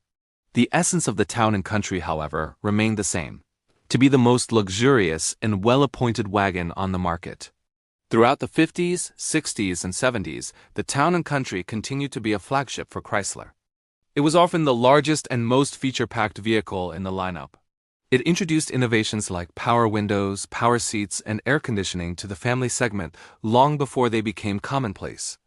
It was the car that showed that you didn't have to sacrifice comfort just because you had kids and luggage to haul. But the town and country's most significant transformation was yet to come. In the early 1980s, Chrysler, under the leadership of Lee Iacocca, was about to launch a vehicle that would change the automotive landscape forever: the minivan. And what name would they choose for the most luxurious, top-of-the-line version of this revolutionary new vehicle? You guessed it, the Town & Country. In 1990, the Chrysler Town & Country Minivan was introduced. It took everything the name stood for: prestige, comfort, and advanced features, and applied it to this new, incredibly practical platform. It had the classic wood grain siding, plush leather interiors, and a host of amenities that made its competitors look basic. It featured comfortable captain's chairs, advanced sound systems, and a smooth, car-like ride. This move was genius. It gave the minivan, a vehicle often seen as purely utilitarian, a touch of class and aspiration. It told buyers that they could have the unparalleled space and convenience of a minivan without giving up the luxury and prestige they were used to. The Town & Country Minivan became an instant hit, creating a brand new segment: the luxury minivan. For decades to follow, it would set the standard for what a premium family hauler should be, introducing game-changing features like stow-and-go seating, which allowed seats to fold flat into the floor with incredible ease. From handcrafted wooden beauties to the originator of the luxury minivan, the Town & Country nameplate has always stood for one thing: bringing elegance and comfort to the family vehicle. It proved that practicality could be prestigious, and that a trip with the family could feel like a first-class experience. It's a legacy of innovation, style, and an unwavering commitment to making the journey just as enjoyable as the destination. The Town & Country wasn't just a car, it was a lifestyle. Thanks for joining us on this look back at a true automotive icon. If you enjoyed this trip down memory lane, make sure to hit that like button, subscribe to the channel, and ring the bell so you don't miss our next chapter. We have plenty more stories to tell. See you in the next video. Welcome back to the channel. Today, we're diving deep into a feature that single-handedly defined a vehicle segment and changed family life forever: the humble, yet brilliant sliding door. This is Chapter 12 of our series, The Sliding Door Evolution. Let's rewind the clock. Before the 1980s, if you had a big family, you were likely piling into a massive station wagon with long, heavy, swinging doors. Picture this. You're in a tight parking spot trying to wrangle kids out of the car without dinging the one next to you. It was a constant low-level stress for parents everywhere. Then, in 1984, everything changed. The first-generation Dodge Caravan and Plymouth Voyager rolled onto the scene, and they brought with them a game-changing innovation borrowed from commercial vans: a manual sliding door on the passenger side. Suddenly, getting kids and cargo in and out became a breeze. No more worrying about swinging doors in tight spaces. It was a simple, mechanical solution, but for families, it was revolutionary. It created a massive, unobstructed opening right where you needed it most. You could load groceries, strollers, and sleepy toddlers with ease. This single sliding door wasn't just a feature, it was a statement. It said, "This vehicle is designed for real family life." But why only one? Well, in the early days, it was a matter of cost, complexity, and perceived need. The driver's side was, well, for the driver. The passenger side was the business side for loading and unloading the family. For years, this was the standard. Families adapted and it worked. You'd always try to park so the passenger side faced the curb. It became second nature. However, as the minivan wars heated up in the 1990s, automakers were scrambling for a competitive edge. The question arose, if one sliding door is good, wouldn't two be even better? It seems obvious now, but at the time, it was a significant engineering challenge. They had to reinforce the driver's side of the vehicle's chassis frame to maintain structural integrity without a traditional B-pillar, all while ensuring safety standards were met. And so the era of the dual sliding door was born. Suddenly you had ultimate flexibility. Kids could hop out on either side, depending on where you parked. No more shouting everyone out this side. It was a small change that made a massive difference in daily convenience. Loading the car from either side of the garage, letting kids out safely onto the sidewalk regardless of which way you were parked. It was liberating. The evolution didn't stop there. The next big leap was about to make parents' lives even easier. Remember trying to haul a toddler in one arm and a bag of groceries in the other, all while fumbling to pull open that heavy sliding door? It was a workout nobody asked for. Enter the power sliding door. With the simple press of a button on the key fob on the dashboard, or on the door pillar, the door would glide open or closed as if by magic. This was the peak of minivan luxury and practicality. No more struggling, no more slammed fingers, just effortless access. It was a feature that once you had it, you could never imagine living without. It felt like the vehicle was actively helping you, anticipating your needs.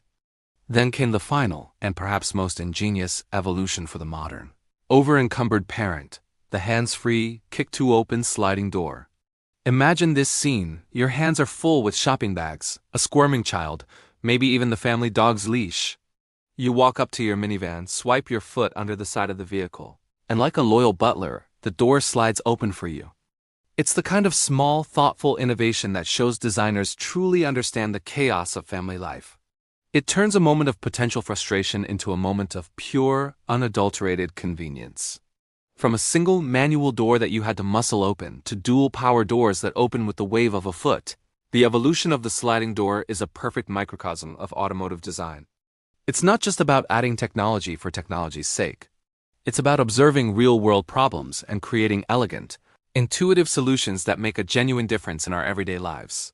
It is the story of how a simple feature helped transform the minivan from just a mode of transport into an indispensable member of the family. What's your favorite memory involving a minivan sliding door? Let me know in the comments below. Thanks for watching, and if you enjoyed this journey through automotive history, be sure to like this video and subscribe to the channel for more deep dives. We'll see you in the next one. Hey everyone, and welcome back to our journey through automotive history.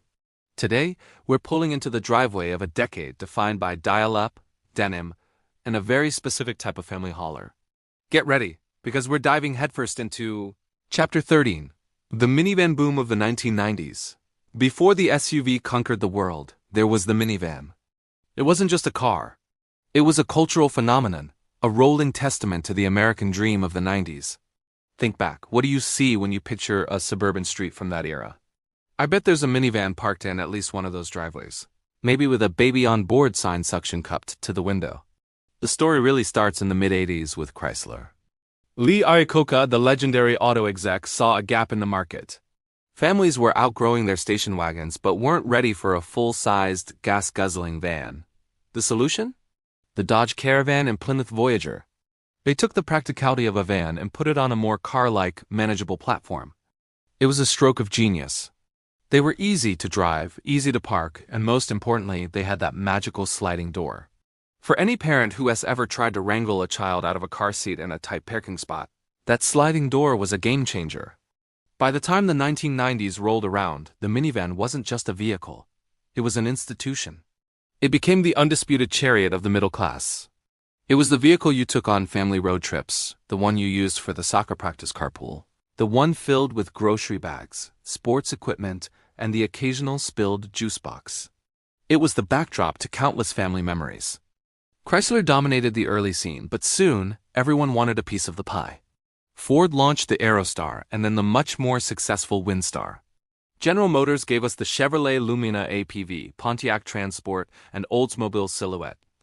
those futuristic-looking dust-buster vans. And let's not forget the imports. The Toyota Previa, with its quirky egg shape and mid-engine layout, was a standout, followed by the much more conventional and massively popular Sienna. Honda entered the ring with the Odyssey, which innovated with features like the magic seat that could fold flat into the floor. The competition was fierce, and that was great for consumers. Automakers started packing minivans with features that were once reserved for luxury cars. We're talking dual-zone climate control, premium sound systems, and even built-in video players with tiny CRT screens. The height of 90s tech. The minivan became a comfortable, feature-rich living room on wheels. This boom wasn't just happening in dealerships. It was all over our screens. TV commercials painted a perfect picture of family bliss, with smiling parents loading up their happy kids for a trip to the beach or a national park, all made possible by their trusty minivan. They appeared in countless TV shows and movies, solidifying their place as the default family vehicle. If a character was a suburban parent, chances are they drove a minivan. It was a visual shorthand for a certain lifestyle. The minivan represented a shift in family values. It was a vehicle designed from the inside out, prioritizing passenger comfort, safety, and practicality above all else. It wasn't about style or performance. It was about function. It was about making family life easier. The driver's seat of a 90s minivan was the command center of the domestic world. From there, you could see everything, control the environment, and safely transport your most precious cargo. Of course, the minivan also developed a certain stereotype. It became the symbol of surrendering your coolness for domesticity. The term soccer mom was born in this era, often linked directly to the minivan she drove. For some, it represented a loss of identity, a trade-in of a sporty coupe for a practical box on wheels. But for millions of families, that trade was more than worth it. The minivan wasn't a compromise. It was an upgrade. It was the right tool for the job of raising a family in the 1990s. The design language of the 90s minivan is also fascinating. We went from the boxy, utilitarian look of the first-generation Chrysler vans to the sleeker, more aerodynamic jelly bean shapes of the mid-90s. The third-generation Chrysler vans, introduced in 1996, were hailed as a design triumph, blending style with unparalleled practicality, including the first-ever driver's side sliding door. They were so successful they practically printed money for Chrysler. Looking back, the 90s minivan boom was a unique moment in time. It was the peak of a vehicle segment that perfectly captured the zeitgeist of the era. It was a time of relative economic prosperity, growing families, and an emphasis on suburban life. The minivan was the vehicle that powered this lifestyle. It hauled the kids, the groceries, the dog, the lumber for the new deck. It did it all. As the decade came to a close, the first rumblings of the SUV revolution were beginning. Families started wanting the same practicality but with a more rugged, go-anywhere image. The minivan's reign as the king of the suburbs was starting to face a serious challenge. But that's a story for another chapter. For now, let's appreciate the 1990s minivan for what it was: an icon. A symbol of family, function, and a very specific slice of American life. It may not have been the coolest car on the block, but for a generation of families, it was the most important one. It was more than just a car. It was a part of the family. What are your memories of the 90s minivan? Did your family have one? A Caravan, a Windstar, maybe a Previa? Let me know down in the comments. I'd love to read your stories. Thanks so much for watching. If you enjoyed this trip down memory lane, please give this video a thumbs up and consider subscribing for more automotive history. We'll see you in the next one. Welcome back, everyone. In our last chapter, the minivan reigned supreme, a true king of the suburban jungle. But as the millennium approached, a new challenger started revving its engine, ready to take the crown. This is the story of how the ground began to shift under the minivan's wheels. The late 1990s and early 2000s were a fascinating time. The economy was booming, gas was relatively cheap, and a new sense of adventure was in the air. People didn't just want a practical vehicle anymore. They wanted a vehicle that said something about them. They wanted something that felt rugged, capable, and a little bit rebellious. And that's where the sport utility vehicle, the SUV, came roaring into the picture. Suddenly, the minivan, once the symbol of modern family life, started to feel, well, a little tame. It was the sensible shoe, while the SUV was the cool hiking boot. Automakers, always keen to catch the next big wave, began pouring their marketing dollars into promoting this new breed of vehicle. Commercials didn't just show families going to soccer practice. They showed them fording streams and climbing mountains, even if the most rugged terrain most of these SUVs would ever see was a gravel driveway. This shift in public perception was a huge problem for Chrysler. They had literally invented the minivan market. They were the undisputed champions. But now, the very thing that made the minivan great, its practicality, its focus on family comfort, its unashamed domesticity was being framed as its biggest weakness. The term soccer mom went from a simple descriptor to a cultural stereotype, and the minivan became its four-wheeled emblem. Young families, the minivan's core demographic, started looking elsewhere. They didn't want to drive what their parents drove. They wanted something with more attitude, more edge. The SUV, with its higher ride height and aggressive styling, offered exactly that. It was a slow-motion crisis for the minivan segment. Sales didn't just plummet overnight. Instead, it was a gradual erosion, a quiet decline. Each year, SUVs would chip away at the minivan's market share. Other manufacturers, like Ford with its Explorer and Jeep with its Grand Cherokee, were cashing in on this trend, leaving Chrysler to defend a shrinking kingdom. It was a tough spot to be in. How do you compete with an image?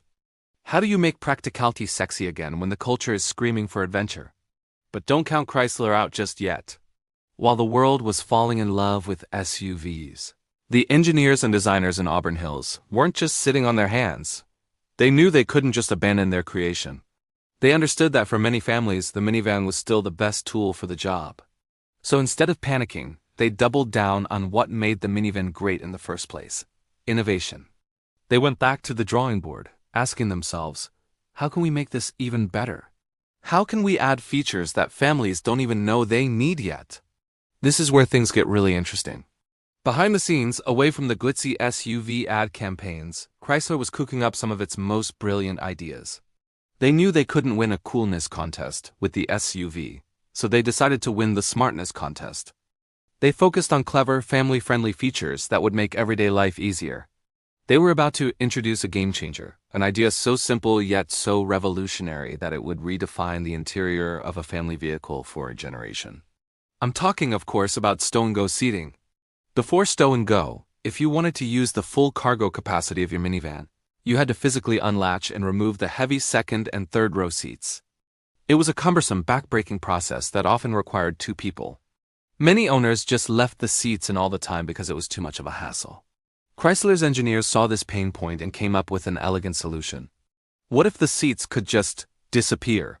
What if you could fold them flat right into the floor with just a few simple pulls of a strap? The development of stow-and-go was an engineering marvel. It required a complete redesign of the minivan's floor pan, fuel tank, and exhaust system. They had to create these deep wells in the floor for the seats to fold into, all without compromising the vehicle's structural integrity or safety. It was a massive undertaking, a huge investment in a segment that many analysts were already writing off. But Chrysler believed in it. They believed that this single feature was so powerful, so useful, that it could convince families to give the minivan another look. And when they launched it in their 2005 model year minivans, they were right. It was an instant hit. People were blown away. Suddenly, you could transform your van from a 7-passenger people mover to a cavernous cargo hauler in under a minute, without breaking a sweat. It was the ultimate in flexibility. You could drop the kids off at school, go to the home improvement store, and pick up sheets of plywood, and then pick the kids back up, all in the same vehicle, without ever having to remove a seat. It was a feature that no SUV could match. The stow-and-go system was a testament to Chrysler's resilience and their deep understanding of their customers.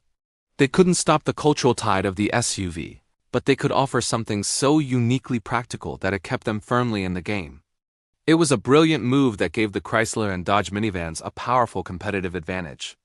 While other companies were busy trying to make their minivans look more like SUVs, Chrysler was focused on making their minivans work better as minivans. Beyond stow-and-go, they continued to refine their formula. They added more convenience features, like power-operated sliding doors and liftgates, which became must-haves for busy parents juggling groceries and small children. They introduced advanced entertainment systems with overhead screens to keep the kids occupied on long road trips. They were constantly tweaking and improving, adding little touches that demonstrated they were still listening to families and paying attention to their needs. However, Despite these incredible innovations, the overall trend was undeniable. The market was fragmenting. The minivan was no longer the default choice for a large family. It was just one choice among many. The rise of the three-row SUV gave families a stylish alternative that offered much of the same passenger-carrying capability, even if it wasn't quite as space-efficient or easy to access. The minivan was being pushed into a niche, albeit a very large and profitable one for Chrysler. This period marked a fundamental change in the minivan's identity. It had to find a new reason to exist in a world dominated by SUVs. It couldn't just be the family car anymore.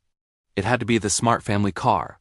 It had to appeal to buyers who prioritized ultimate practicality and clever design over rugged imagery. Chrysler successfully navigated this transition by focusing on their core strengths, proving that even in a quiet decline, there is always room for brilliant innovation. They may have lost the title of undisputed king, but they firmly cemented their position as the clever, resourceful ruler of their own essential domain. Today, we're exploring Chapter 15, Reinvention Through Innovation, where we witness Chrysler's brilliant response to a changing market. As the 21st century dawned, the minivan segment was more competitive than ever. The question was, how could Chrysler, the pioneer of the segment, reclaim its throne and prove the minivan was far from obsolete? The answer wasn't just about tweaking the formula. It was about completely rethinking it. Chrysler knew they had to do something radical, something that would solve a real-world problem for families. And solve it, they did. In 2004, they unveiled a feature so ingenious, so game-changing, that it would once again redefine the minivan. I'm talking, of course, about the legendary Stone Go seating system. Before Stone Go, if you wanted to haul something big, you faced a daunting task: wrestling heavy, awkward seats out of your van. They were cumbersome. They took up precious garage space, and putting them back in was a workout nobody asked for. It was a major pain point for owners. Chrysler's engineers saw this and asked, what if the seats could just disappear? And that's exactly what they did. With Stone Go, the second and third row seats could fold completely flat, vanishing into compartments in the floor with the pull of a lever. Suddenly, you could transform your 7-passenger family hauler into a cavernous cargo van in under a minute. Without removing a single seat, it was pure magic. This wasn't just an improvement, it was a revolution in interior versatility. No competitor had anything like it. For families who needed to switch between carrying people and carrying stuff, which is to say, pretty much all of them, Stone Go was a killer app. It single-handedly made Chrysler minivans the most practical choice on the market, again. But Chrysler's innovation didn't stop at clever seating. They were acutely aware of another growing concern for families: the price of gas. Fuel efficiency was becoming a major factor in purchasing decisions. In response, Chrysler's engineers went to work under the hood. They began introducing more advanced powertrain options, including new engines and transmissions designed to squeeze more miles out of every gallon. One of the most significant developments was the introduction of the 6-speed automatic transmission. This replaced the older 4-speed units and was a huge leap forward.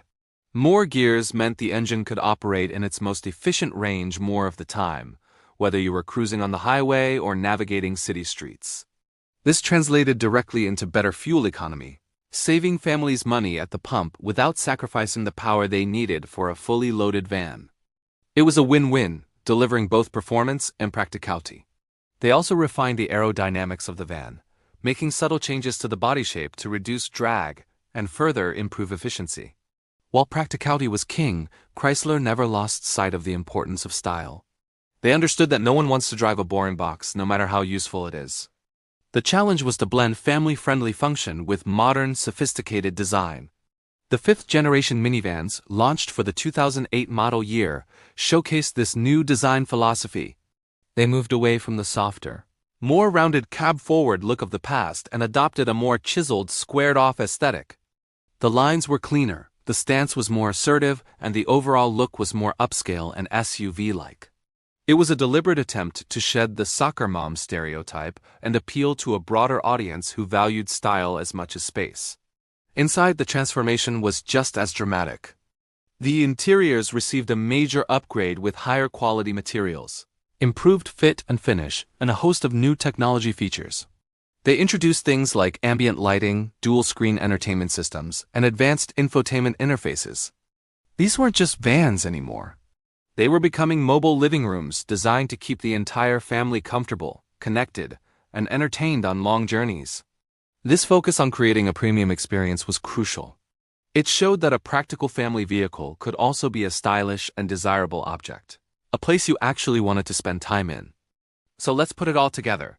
With Stone Go, Chrysler solved the biggest usability problem in the minivan segment. With improved fuel efficiency, they addressed a key economic concern for families. And with a renewed focus on modern styling, they made their vans more desirable than ever. This three-pronged attack was Chrysler's masterstroke. It was a powerful demonstration of their ability to listen to customers, anticipate their needs, and innovate in ways that truly mattered. This era of reinvention cemented Chrysler's legacy. They proved that even after decades, they could still lead the pack. They showed the entire industry that the minivan wasn't dead. It was evolving. By blending unparalleled practicality with contemporary style and efficiency, Chrysler created a vehicle that was, once again, the undisputed king of the family haulers. It was a testament to the power of smart, customer-focused innovation. Thanks for joining us on this part of the journey. It's incredible to see how a simple idea can completely change the game. Hello everyone, and welcome back to our journey through automotive history. Today, we arrive at a pivotal moment, a true renaissance in the world of family transportation. This is Chapter 16, the Pacifica Rebirth. For decades, the minivan was the undisputed king of the family haulers. But as the 21st century rolled on, SUVs started to dominate the landscape. The classic minivan, once a symbol of suburban practicality, began to feel a bit dated. It seemed like its best days were behind it. But Chrysler, the company that started it all, wasn't ready to give up on its creation. They knew the minivan format still had unmatched potential for families. It just needed a radical reinvention. So in 2016, for the 2017 model year, Chrysler retired its long-running town and country nameplate and unveiled something entirely new. A vehicle that would not just compete, but would completely redefine the segment. Enter the Chrysler Pacifica. From the very first glance, you could tell this was different. The design was sleek, sculpted, and modern. Gone were the boxy, utilitarian lines of old. The Pacifica had a sophisticated, almost luxurious presence, with flowing curves and a dynamic stance that borrowed more from premium crossovers than traditional minivans. It was a vehicle you'd be proud to park in your driveway, not just one you needed for hauling kids and groceries. But the real revolution was more than skin deep. Stepping inside, the Pacifica offered a cabin that felt like a leap into the future. The dashboard was clean and elegant, centered around the intuitive Uconnect touchscreen infotainment system. This system put navigation, entertainment, and vehicle settings right at your fingertips with a user-friendly interface that set a new industry standard. Of course, a minivan is all about versatility, and here the Pacifica truly excelled. Chrysler brought back its legendary Stone Go seating, a feature that owners absolutely adored. With just a few simple pulls and folds, the second and third row seats could vanish completely into the floor, creating a cavernous, perfectly flat cargo area. No more wrestling with heavy seats, trying to find a place to store them in your garage. From a 7-passenger family vehicle to a cargo van in under a minute, it was pure genius, and the Pacifica made it even easier to use. The innovation didn't stop there. Chrysler knew that modern families were tech-savvy. So they equipped the Pacifica with features that would make every journey more enjoyable. The available Uconnect theater system was a game-changer for road trips, offering dual 10-inch touchscreens for second-row passengers. Kids could play built-in games, watch movies, or stream content from their own devices. No more, "Are we there yet?" Now the journey was part of the fun. And let's talk about convenience. The Pacifica was loaded with thoughtful touches that showed Chrysler was really listening to families. Hands-free sliding doors and a hands-free liftgate meant you could open the vehicle with a simple kick under the bumper when your hands were full. An available built-in vacuum cleaner, the Stow N-Vac, made cleaning up spills and crumbs an absolute breeze. These weren't just gimmicks. They were practical solutions to the everyday challenges of family life.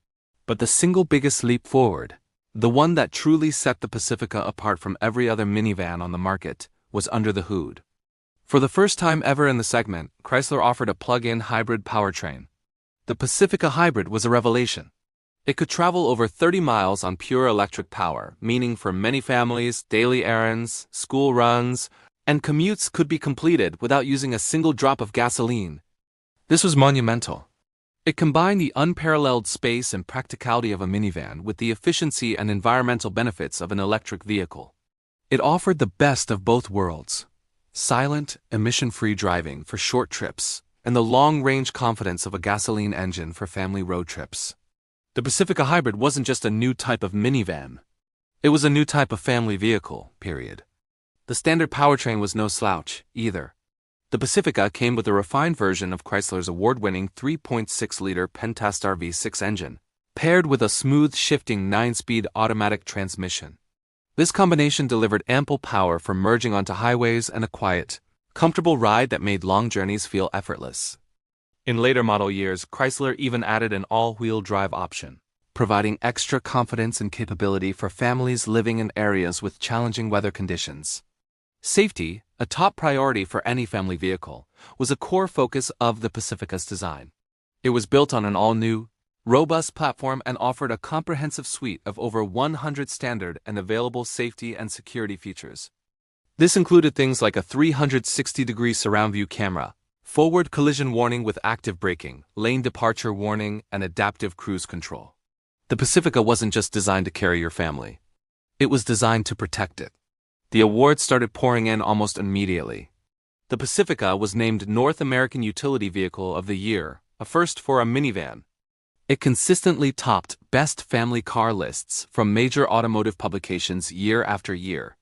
Critics, and more importantly families, recognized that Chrysler had created something special. They had taken the minivan concept, which many had written off, and made it cool again.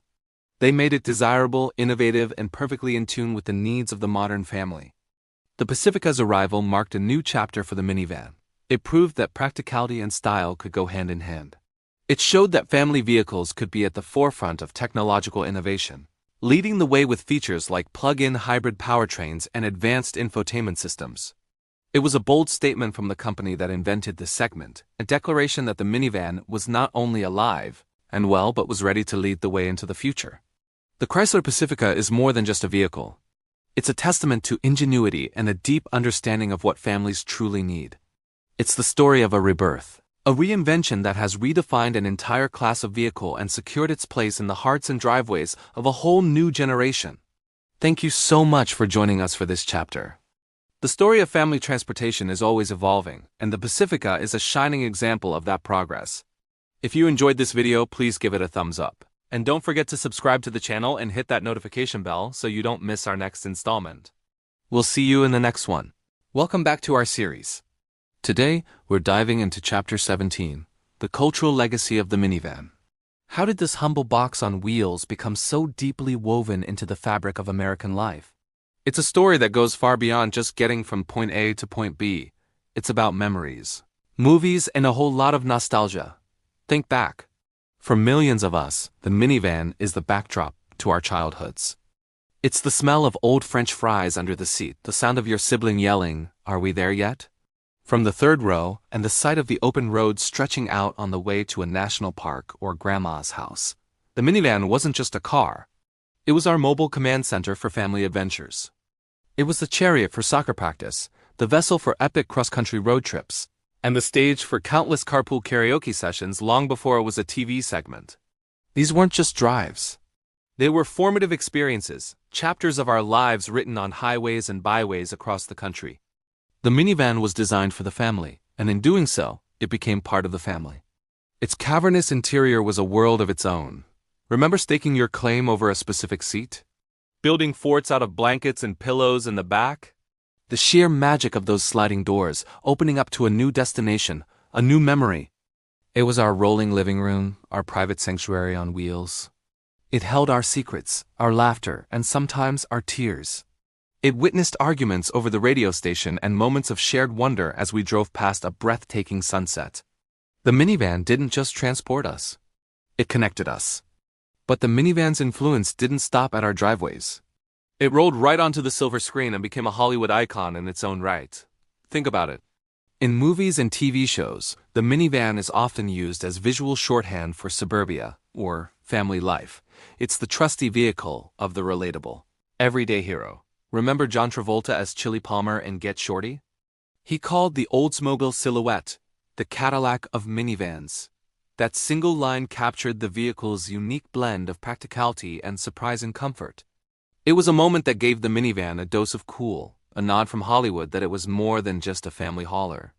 From The Incredibles, where Elastigirl's minivan is packed with crime-fighting tech, to countless sitcoms where it's the setting for hilarious family chaos, the minivan has played every role imaginable. It's been the getaway car in a family comedy, the safe haven in a drama, and the reliable transporter in an adventure. Its presence in pop culture solidified its status. It wasn't just a car anymore. It was a character, a symbol that everyone, everywhere, could instantly recognize and understand. It represented a certain kind of American dream, one with a two-car garage, a white picket fence, and a reliable van to carry the kids and all their gear. This cultural osmosis is fascinating. The minivan became a mirror, reflecting the realities of American family life back at us. Advertisements painted a picture of idyllic family outings, while movies often showed the more chaotic, but equally loving, side of things. This dual identity is key to its legacy. It was both aspirational and deeply relatable. You might have dreamed of the perfect, clean minivan from a commercial, but you lived in the one with crayon marks on the seats and a mysterious sticky spot on the co-folder. And that was okay. That was real. Over the years, the minivan has faced competition from the rise of the SUV. It even became the punchline of jokes, unfairly labeled as uncool. But something interesting happened. As the kids who grew up in the back of minivans became adults, a wave of nostalgia washed over them. The minivan started to represent something more than just suburban conformity. It began to symbolize a simpler time, a time of genuine connection and shared family experiences. It became, in a word, vintage, retro, cool again. Today you see a new generation embracing the minivan, not because they have to, but because they want to. They see the unparalleled practicality, the space, and the comfort. But more than that, they see the potential for new adventures. A chance to create for their own kids the kinds of memories they cherish from their own childhoods. It's no longer just a mom-mobile. It's a memory maker. It's a testament to the idea that true utility and function can create a legacy more powerful and enduring than any fleeting trend. The minivan story is a uniquely American one. It's a story of innovation meeting a real-world need. It's about a vehicle that was designed for practicality but ended up capturing our hearts. It's a rolling scrapbook of our collective past, filled with road trip sing-alongs, drive-in movies, and the simple joy of having everyone you love together in one place. It's more than just a car, it's a cultural touchstone. It's nostalgia on wheels, and its legacy continues to roll on, carrying new generations toward new adventures. Thank you so much for joining me on this journey through the minivan's cultural legacy. It's been amazing exploring this with you. If you enjoyed this trip down memory lane, please hit that like button, subscribe to the channel, and ring the bell so you don't miss our next chapter. We'd love to hear your favorite minivan memories, so drop them in the comments below. Until next time, keep on rolling. Welcome back to our series on automotive history. In our last chapter, we saw how Chrysler's minivan saved the company and redefined the American family car. But its influence didn't stop at the US border. Today, in Chapter 18, we're going global to explore how this revolutionary idea completely transformed family transportation around the world. So, how did a vehicle born from American suburban needs find a home on the narrow streets of Tokyo or the winding roads of the European countryside? It's a fascinating story of adaptation and innovation. The core concept, a spacious, versatile, car-like vehicle, was universally appealing. Families everywhere needed a better way to haul kids, groceries, and gear. The traditional station wagon was losing its charm, and full-sized vans were too clunky for daily driving. Chrysler's minivan was the just right solution everyone had been waiting for. Let's first fly over to Japan. In the 1980s and 90s, Japanese cities were crowded, and fuel was expensive. A massive American-style minivan just wouldn't work. But Japanese automakers are masters of efficiency and clever packaging.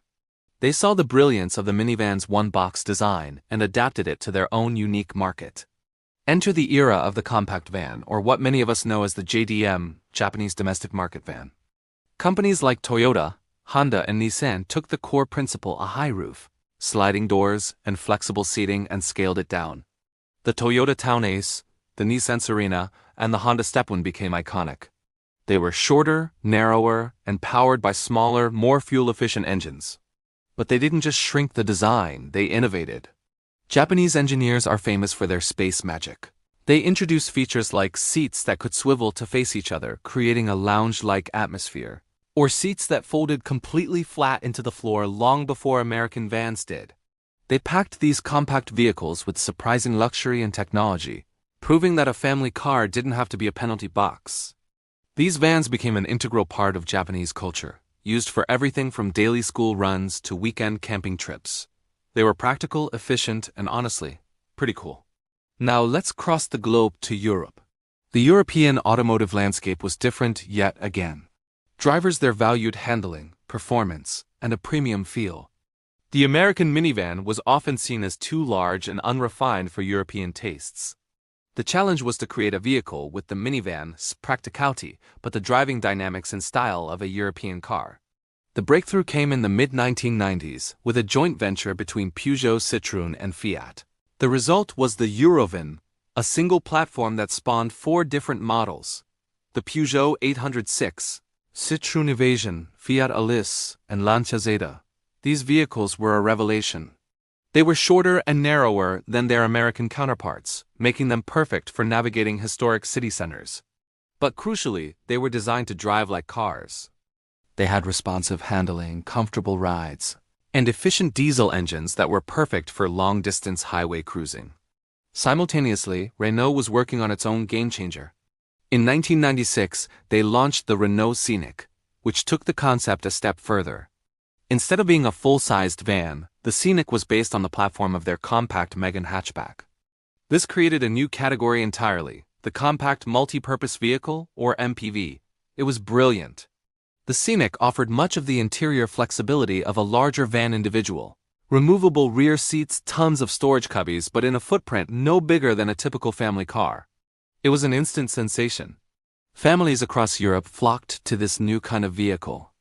It was affordable to buy and run, easy to park, and a pleasure to drive. The success of the Scenic triggered a gold rush, with nearly every major European manufacturer launching a competitor. Ford had the C-Max, Volkswagen had the Touran, and Citroën created the incredibly popular Jara Picasso. What's truly remarkable is how these different regions interpreted the same fundamental idea. In America, the minivan grew to emphasize space and comfort, a rolling living room for long-haul family road trips. In Japan, it became a marvel of spatial efficiency, a compact and tech-filled solution for urban life. In Europe, it evolved into the MPV, blending practicality with the driving pleasure and efficiency that European drivers demand. Chrysler may have lit the spark, but the fire of innovation spread globally, with each culture adding its own unique fuel. The Japanese perfected the art of the compact, feature-rich van. The Europeans engineered the perfect fusion of utility and driving dynamics. This global exchange of ideas pushed the entire category forward. European MPVs inspired American automakers to create more car-like crossover vehicles. Japanese innovations in seating and interior flexibility eventually made their way into vans all over the world. So the humble minivan wasn't just an American success story? It was a catalyst that sparked a global revolution in family transportation. It forced engineers and designers from Tokyo to Paris to Munich to rethink what a family car could be. They took a great idea and made it their own, creating a diverse and fascinating automotive landscape that continues to evolve to this day. The legacy of the Chrysler minivan is written on the roads of every continent, in the shape of every versatile family-focused vehicle that followed. Thank you so much for joining us on this global journey.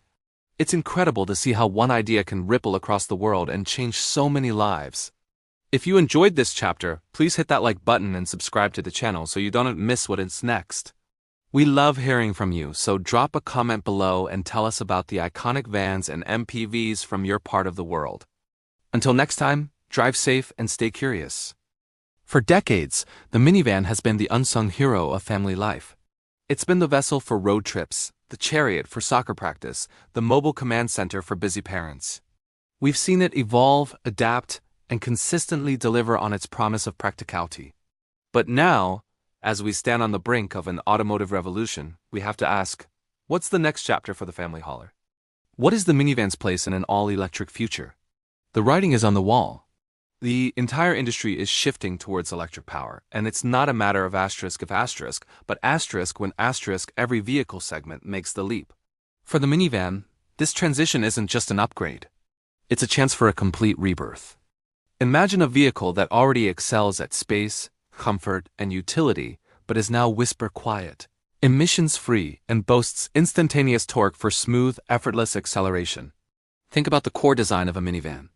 That long, flat floor is practically begging for a skateboard-style AV platform. Placing the battery pack under the floor would not only create an incredibly low center of gravity, making the van more stable and secure on the road, but it would also open up even more interior space.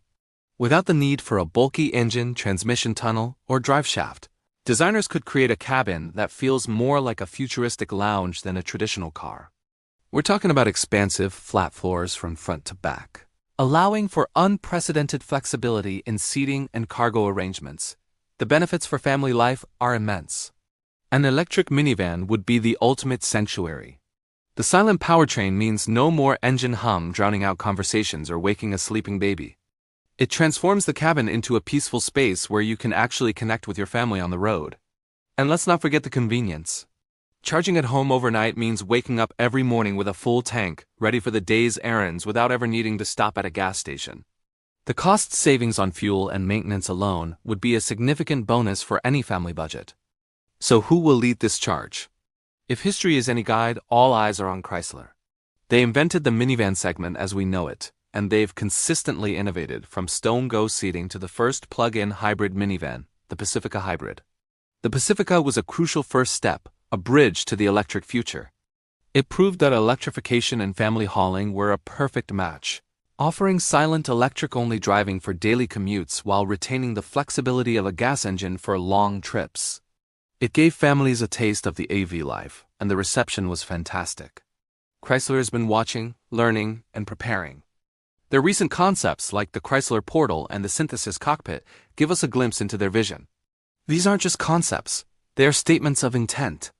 They showcase a future of Level 3 autonomous driving, seamless connectivity, and interior layouts that can be transformed from a mobile office to a family living room on the go.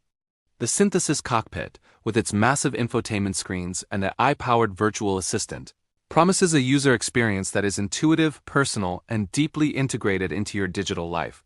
This is Chrysler's legacy. They have a history of understanding what families need before they even know they need it. They did it in the 80s, and they're poised to do it again. An all-electric Chrysler minivan, building on the success of the Pacifica and incorporating the futuristic tech from their concepts, wouldn't just be another electric vehicle. It would be a redefinition of family transportation. It would be the quiet, spacious, and intelligent vehicle that modern families have been waiting for.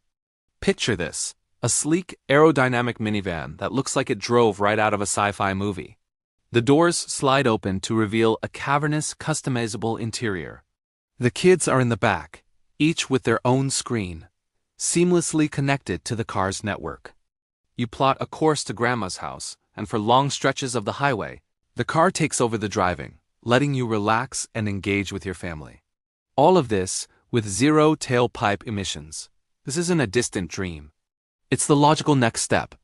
The transition to electric vehicles is an opportunity to rethink everything, and for the minivan, it's a chance to shed its old-fashioned image and become the smartest, most versatile vehicle on the road. The electric revolution could be the very thing that makes the minivan cool again. It's a future built on practicality, sustainability, and a deep understanding of family life. As we look ahead, the minivan isn't just finding a place in the electric future.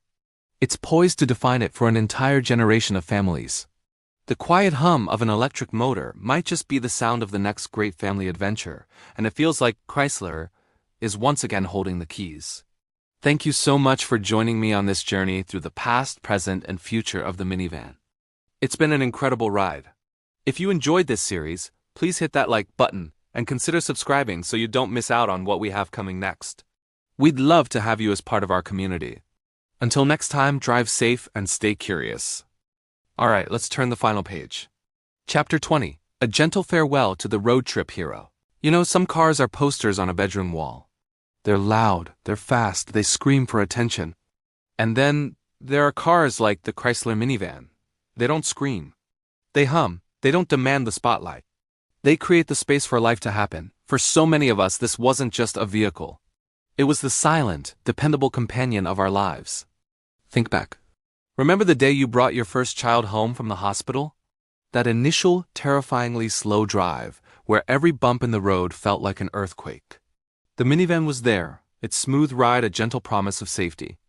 That impossibly tiny baby seat clicked into place, and in that moment the minivan transformed from just a car into a rolling nursery, a steel and glass fortress protecting your most precious cargo.